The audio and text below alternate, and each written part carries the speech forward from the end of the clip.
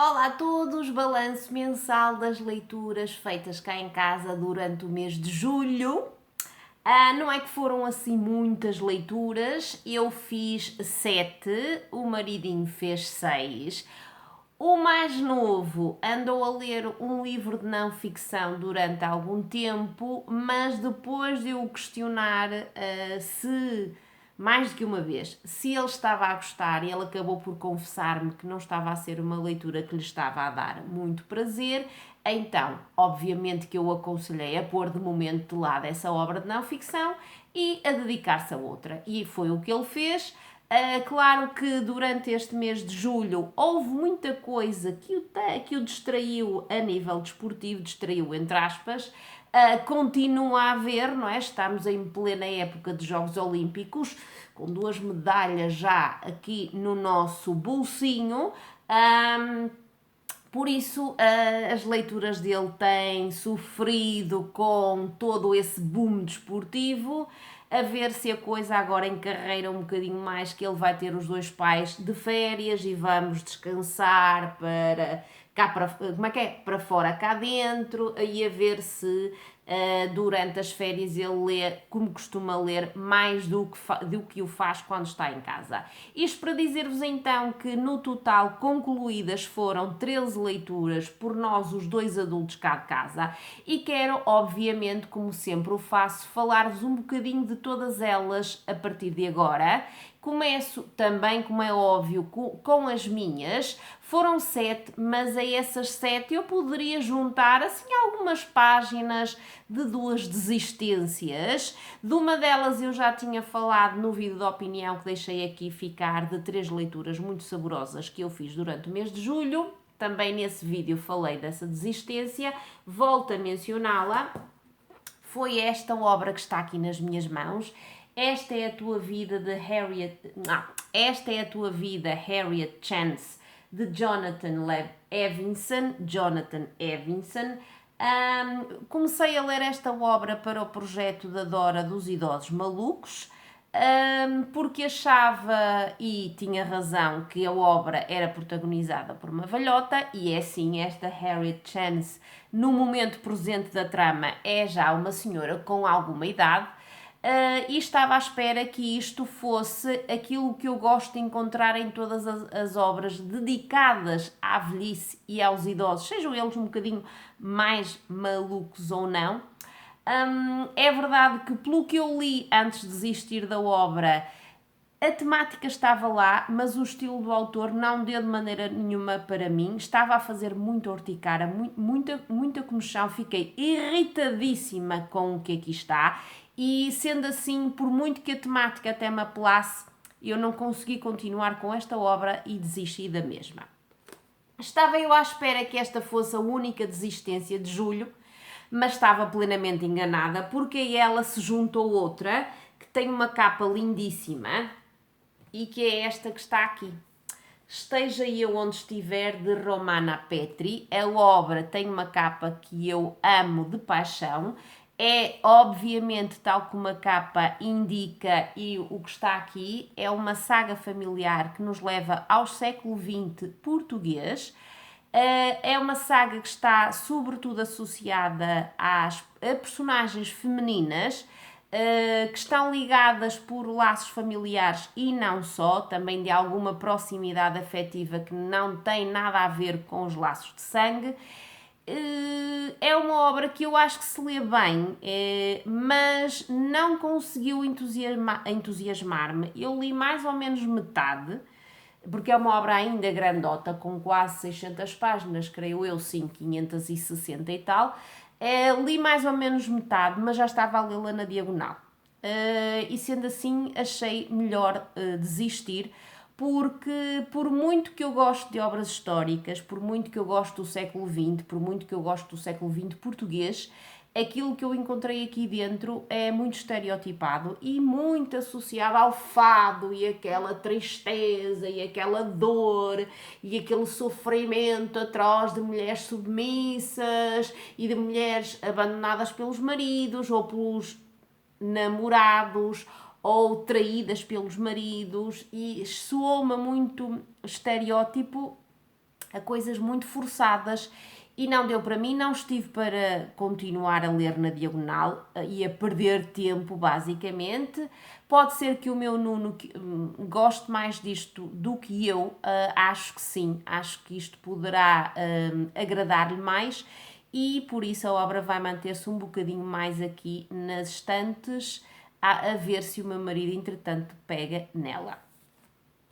Depois de falar-vos das desistências, vou falar daquilo que sim li até ao fim e que foram quase todas elas obras muito, muito interessantes. Houve uma que me decepcionou um bocadinho e que foi a última que eu li durante o mês de julho, mas dela falarei já daqui a pouco. Vou começar por falar das primeiras 3, daquelas que já têm vídeo de opinião e que obviamente vai fazer com que eu não me aprofunde muito naquilo que vou dizer sobre as mesmas.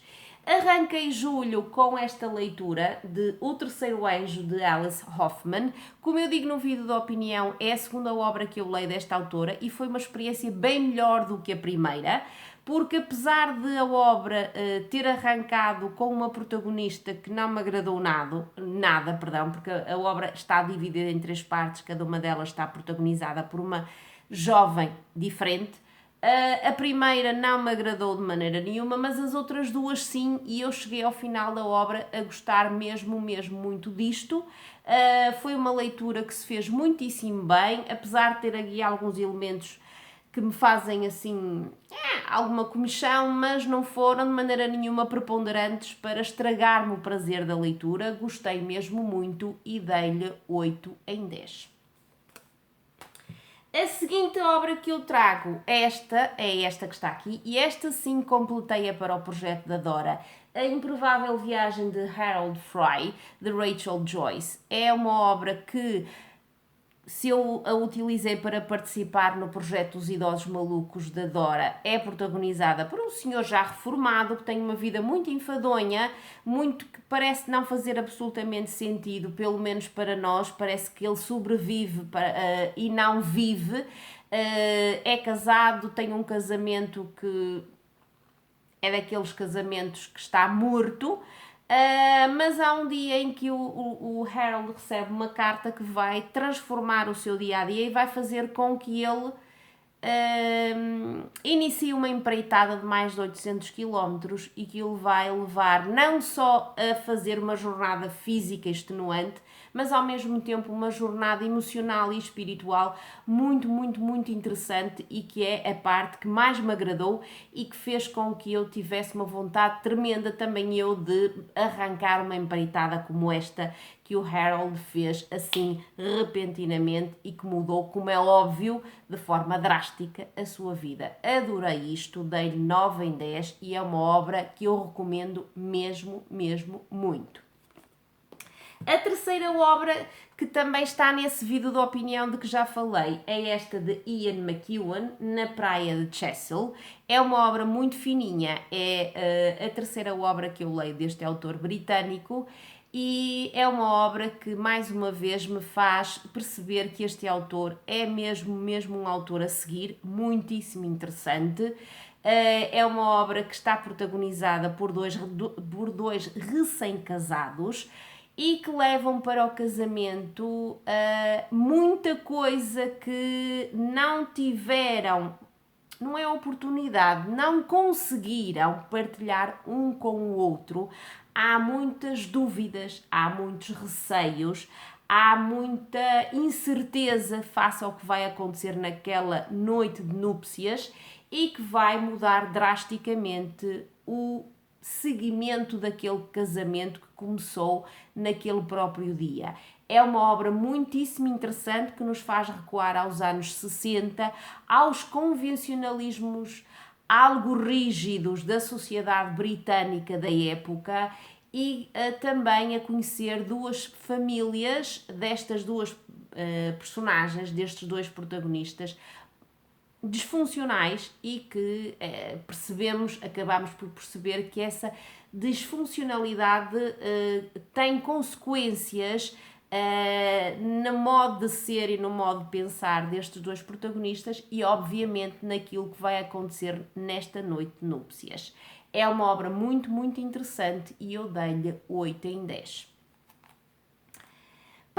nestas obras eu li também duas obras infantis que me foram altamente recomendadas pela Leonor.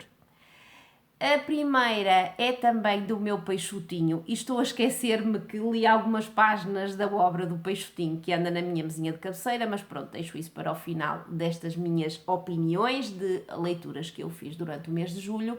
Mas estava eu a dizer que a Leonor recomendou-me duas obras infantis, uma de José Luís Peixoto, outra de uma autora estrangeira.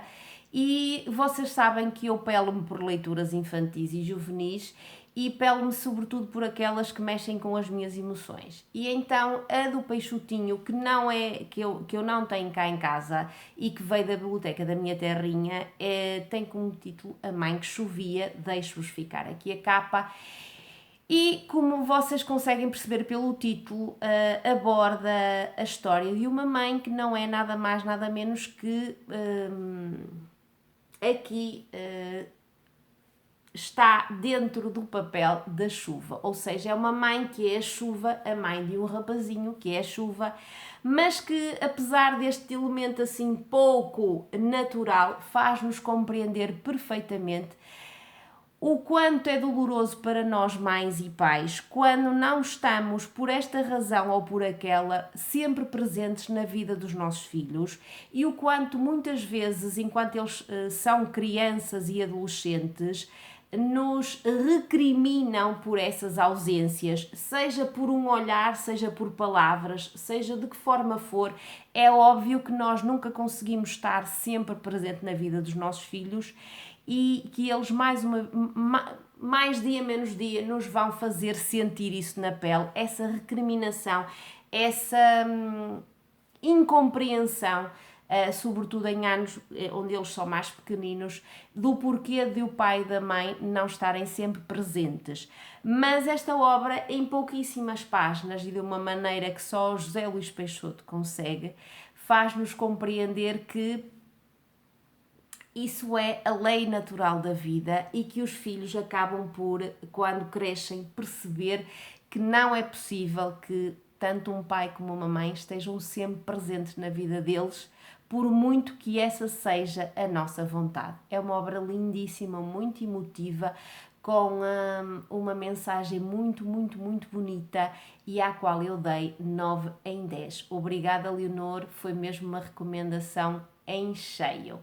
A outra chama-se A Árvore das Recordações. Eu não vou dizer o nome da autora porque é assim um bocadinho difícil, mas deixo-vos ficar aqui a capa correspondente porque também veio da biblioteca da minha terrinha e é uma obra que aborda outro lado difícil da vida de todos nós, sobretudo das crianças, e acho que esta é uma belíssima forma de tentar mostrar às crianças, mas também a nós adultos, o quanto quando alguém parte, quando alguém deixa de estar presente nas nossas vidas porque a sua vida acabou, por muito que nós soframos horrores com isso, por muito que percamos o chão, por muito que pareça que a nossa vida deixa de fazer sentido, o melhor que nós temos a fazer é recordar essa pessoa que tão importante foi para nós e que já não está entre nós fisicamente, mas continuará a estar connosco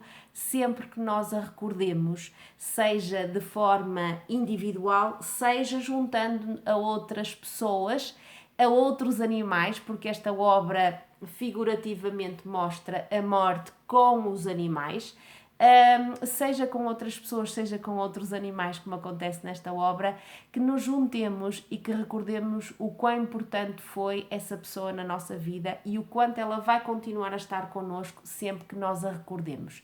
Foi mais uma recomendação na MUS Leonor e dei-lhe um 9 em 10 e adorei, adorei, adorei. Agora, falta-me falar de duas obras que completei durante o mês de julho. A primeira é, se não fosse a minha querida Paulinha a oferecer-me, eu não fazia a mínima ideia de que ela existia. Foi mais uma vez a prova de que o radar da Paula é muito mais acutilante do que o meu. Falo-vos desta obra, O Alendro Branco, de Janet Fitch. Não fazia a mínima ideia da existência desta obra, como vos disse, mas é uma obra que, se vocês que gostam de obras impactantes, daquelas que mexem com as nossas emoções, daquelas que estão escritas num estilo muito, muito, muito bom, poético, mas ao mesmo tempo cru, muito sensorial. Há situações em que parece que nós conseguimos visualizar, sentir, cheirar tudo através do estilo da autora. Se vocês gostam de tudo isso, aliado a uma história que nos mostra que os laços entre uma mãe e uma filha nem sempre são positivos, nem sempre são do melhor que há a nível de afetividade, que muitas vezes são muito tortuosos, muito sufocantes, muito, como é que eu ia dizer, doentios, venenosos.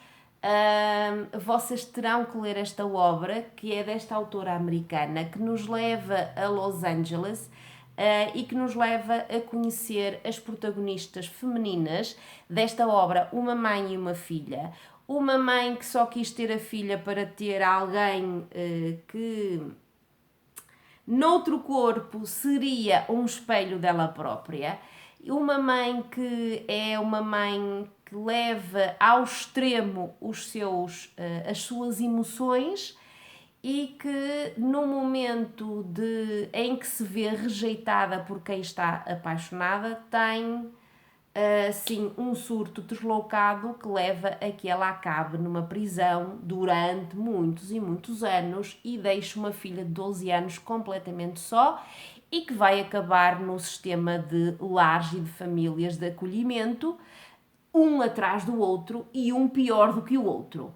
É isso que nós vamos acompanhar aqui nesta leitura. Vamos acompanhar a sobrevivência de Astrid, que é a filha, e o quanto ela tenta, por um lado, sobreviver, mas por outro lado, criar laços afetivos naquelas famílias disfuncionais onde ela é colocada temporariamente e ao mesmo tempo tenta quebrar os laços de dependência, dessa dependência doentia que tem com a mãe, que ela sabe que é uma pessoa má, uma pessoa doente, uma pessoa que não lhe traz nada de positivo, nada de maternal, e é esta viagem, estes anos que levam à fase adulta da Astrid que nós vamos acompanhar aqui e que nos sufoca e que nos deixa sem respiração e que faz com que esta leitura seja verdadeiramente hipnotizante pelo lado negativo de sentimentos e de situações negativas, mas que deixa, como eu disse no início, um impacto muito, muito forte no leitor. É uma obra que eu recomendo vivamente, é uma obra que tem adaptação cinematográfica que está disponível no YouTube e que é protagonizada pela Michelle Pfeiffer, que faz de mãe, que faz de Ingrid, e acho que foi a atriz perfeita para, pelo menos fisicamente, protagonizar a Ingrid, porque a beleza, aquela beleza quase, como é que eu hei de explicar, de contos de fada que a Michelle Pfeiffer tem, encaixa na perfeição, na beleza encadeante que tem a Ingrid, que é a mãe da nossa protagonista. É uma adaptação que eu quero ver muito, porque ela está disponível no YouTube, hei de vê-la em breve, mas enquanto não vejo, recomendo muito, muito, muito esta leitura, se vocês a conseguirem encontrar. Ela também tem uma capa diferente, a ver se eu não me esqueço de pôr aqui a capa que eu creio que é a capa mais recente desta obra, que eu não sei se ainda está disponível, mas que se estiver, se vocês ficaram interessados naquilo que eu disse sobre a leitura que fiz desta obra, tentem encontrá-la, tentem comprá-la, tentem encontrá-la na biblioteca, façam o que quiser, o que quiserem, porque é uma obra que vale mesmo, mesmo muito a pena ler. Dei-lhe 9 em 10, não lhe dei a pontuação máxima porque eu acho que ela se arrastou um bocadinho aqui em alguns momentos, mas mesmo assim é uma obra cuja leitura para mim é imprescindível. Obrigada, Paulinha, por mais uma vez me oferecer coisas deste calibre tão, tão bom. E por falar em Paulinha, ela juntou-se a mim na leitura que fizemos desta obra, História de uma Família Decente, de Rosa Ventrella, esta autora italiana, que, pelo que eu fui vendo, tentam comparar Elena Ferrante, mas agora que eu li esta obra, posso já dizer-vos que essa comparação, pelo amor de Deus, não tem nada a ver. É certo que, contextualmente, esta obra está em espaços muito parecidos com aqueles que nós encontramos, por exemplo, na tetralogia da Amiga Genial. Estamos num bairro pobre de uma cidade italiana, com tudo aquilo que normalmente povoa os bairros pobres, famílias, neste caso de pescadores, porque é uma cidade costeira, famílias muito, muito remediadas, onde abunda a superstição, onde abunda o desejo de vingança, onde abundam mentalidades tacanhas, onde abunda muito desamor, onde abunda bastante violência entre pais e filhos, entre marido e mulher. Isso sim faz de alguma forma recordar a tetralogia da Amiga Genial, mas as comparações ficam por aí, porque tudo o resto, esta obra, em tudo o resto desta obra fica a perder.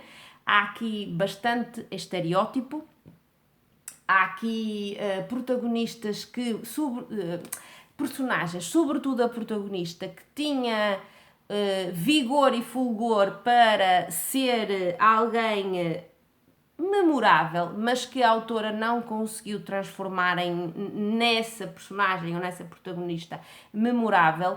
O resto é tudo muito mediano, é muito banal e que faz com que seja uma leitura que se faz facilmente, porque os capítulos são muito curtinhos, a obra não é assim muito grande, o estilo é fácil e acessível, mas não fica connosco.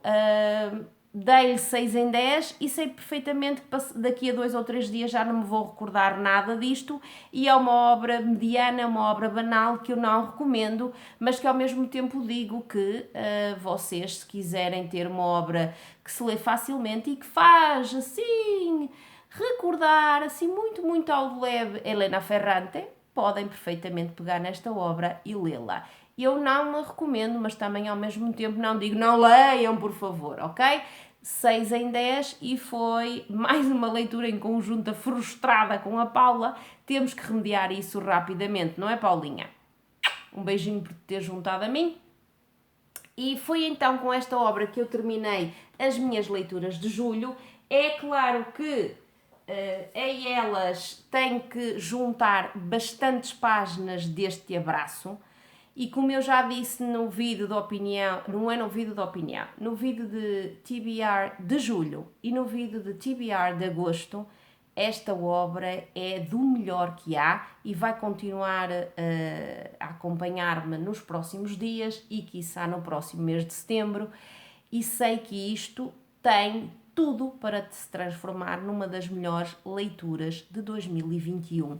Ainda li apenas isto, falta-me tudo isto, mas já não tenho dúvidas nenhumas.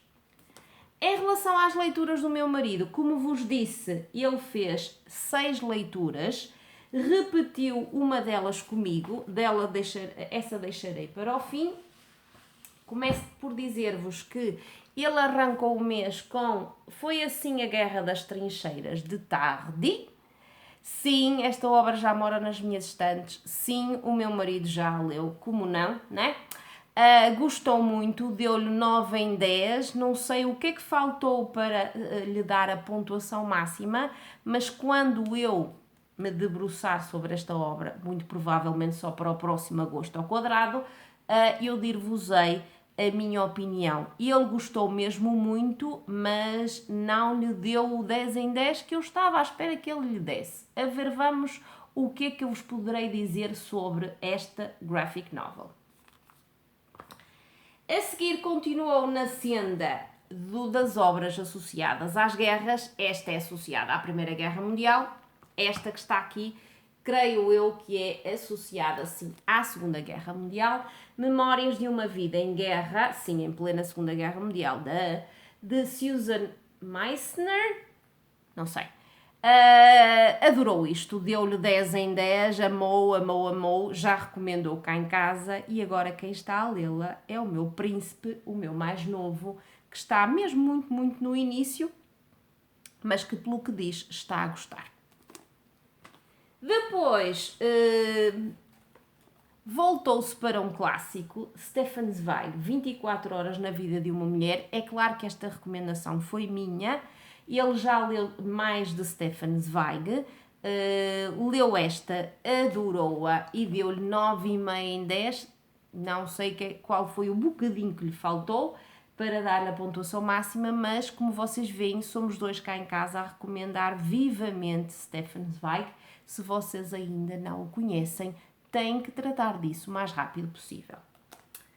Saiu da Europa, e foi para as bandas da América do Sul e leu, primeiro do que eu, como não, O Avesso da Pele, de Jefferson Tenório, este autor brasileiro que muita gente já leu e adorou, está a deixar-me em pulgas. Se calhar devo ler isto agora em setembro. Não se esqueçam que em setembro há projeto associado aos brasileiros, ok? Ele leu já este, já se adiantou e creio que lhe deu a pontuação máxima, sim, 10 em 10, e ainda deixou-me mais em pulgas para papar esta obra que toda a gente diz que é maravilhosa. Por fim, regressou à Europa, regressou aos clássicos, recuou no tempo e foi buscar Os Três Mosqueteiros de Alexandre Dumas. Tartacão, tartacão, turururururu, não resisto. Era uma vez os três, os famosos moscanteiros. Ai, olhem, já sei que agora anda para aí filme. Sempre que ele estava com isto nas mãos, éramos nós os dois, sobretudo eu, a cantar o genérico dessa banda desenhada que tão felizes nos fez enquanto éramos novos. O meu filho já não pode ouvir esse genérico, mas então ele leu, e foi com esta obra que terminou o mês de julho, leu então este clássico de aventuras e de espada, esgrima e de tudo isso que nós conhecemos, nem que seja de ver a adaptação canina dos Três Moscanteiros. Deu-lhe 9 em 10. É claro que é um clássico, não há tanta ação, há muito de descrição e o meu marido gosta de obras assim mais rápidas, digamos assim, e foi isso que fez com que ele não lhe desse a nota máxima. E eu mal posso esperar por pegar nisto. Já sei que quando pegar nisto vou continuar a cantar o genérico, nem que seja o refrão, o início do genérico, o que for, da banda desenhada e olhem, e vou voltar à infância e vou ser ainda mais feliz. E pronto, é isto tudo aquilo que nós lemos durante o mês de julho. Foi um mês bastante positivo, sobretudo para o marido, mais uma vez, eu com algumas desistências, com uma decepçãozita, mas o resto correu muito bem e espero agora que agosto continue nessa senda e nos faça ler muito e bom, e que seja tudo muito, muito, muito, muito bom. Digam-me aí em baixo nos comentários aquilo que andaram a ler durante o mês de julho, se tiveram também leituras esplendorosas ou se houve para aí alguma decepção. Não se esqueçam de me contar isso tudo aí em baixo nos comentários. Digam-me também se já leram alguma das obras que nós papámos durante o mês de julho. Digam-me tudo, já sabem que eu adoro responder aos vossos comentários, ler primeiro os vossos comentários, depois responder-lhes, e que é isso que verdadeiramente me faz feliz neste mundo de criação de vídeos, de leituras e partilhas e tudo aquilo que vocês queiram, ok? E que abunda aqui no meu cantinho. Um grande beijinho e vemo-nos no próximo vídeo. Tchau!